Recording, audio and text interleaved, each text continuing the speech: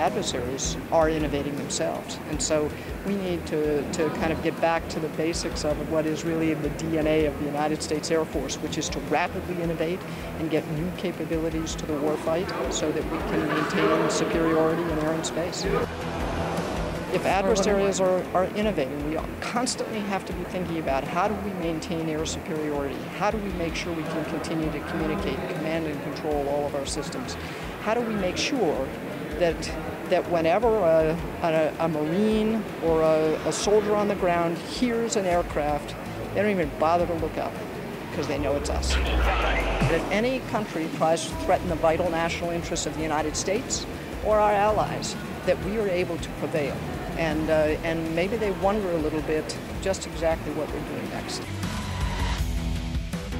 This is an experiment, and we reached out to industry and we said, look, we're looking at different ways to solve the light attack problem. We think there's a strategic problem here, and we want to do this differently. So we're not going to do 10-year requirements and analysis of alternatives, procurement, and blah, blah, blah. We just want to do an experiment. And they were willing to, we reached out and they reached back. For example, if you are trying to defend against a violent extremist organization and you need to be able to support people on the ground. And these aircraft they not only have, a lot of them have slewing balls on them to be able to see, and then they can put a precision weapon on the target from the air, but to do it at a low cost. So these airplanes, because they have a turboprop engine, they operate much more efficiently, and so they don't burn as much fuel. Because they're simpler airframes, kind of based on a commercial airframe, they don't take as much maintenance. They're not low observable or stealthy, so you don't have to put a lot of time into maintaining that. So the cost per flying hour goes down quite a bit. There should be about a quarter of even our cheapest airplane to operate, which is the A-10.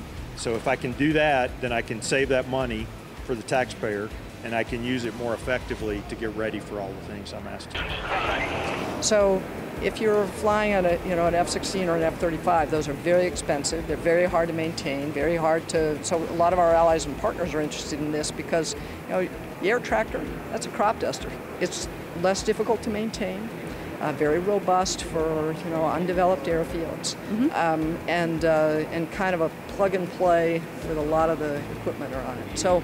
So we think it'll be useful in that what we call light attack, intelligence, surveillance, reconnaissance, and light attack. What we're doing is we're continuing to experiment. This is another way we're going after off-the-shelf technology that can instantly be put to use at part of the spectrum of war that we're involved in right now. So think Afghanistan, Syria, and those areas. Not a lot of ground threats, but we need to protect the forces on the ground. As we become ready, we also can modernize. Our big readiness problem is we're using very high-end capabilities overseas for a permissive environment. Well, what would happen if we had light attack aircraft in that permissive environment? In other words, it's not a lot of integrated air defense. We're not having to penetrate really difficult air defense. So it'd be fairly safe to use these kind of aircraft. And then for our high-end aircraft, they're able to train for a high-end fight. It's more cost-effective, and it's probably would help our readiness.